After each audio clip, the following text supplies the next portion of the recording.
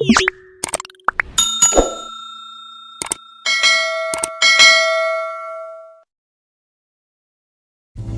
वालेकुम दोस्तों, उम्मीद करता हूँ आप लोग खैर खैरियत से होंगे। आज आप लोगों के लिए बहुत ही ज़बरदस्त वीडियो लाया हूँ। जैसे कि आप लोग अक्सर देखते हैं कि वीडियो के स्टार्ट में एक आइकन बटन होता है, लाइक सब्सक्राइब शेयर के लिए एक बटन होता है।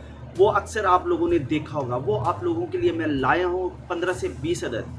आप जिसको मर्ज़ी उठाकर अपने YouTube चैनल के लिए काइन मास्टर के थ्रू लगा सकते हैं। उसमें किसी तरह का कोई कॉपीराइट नहीं है, किसी तरह का कोई मसला नहीं है। आप इजी होकर उसको लगा सकते हैं, कोई किसी तरह का कॉपीराइट नहीं आएगा। आप लोगों को मेहनत नहीं करनी पड़ेगी।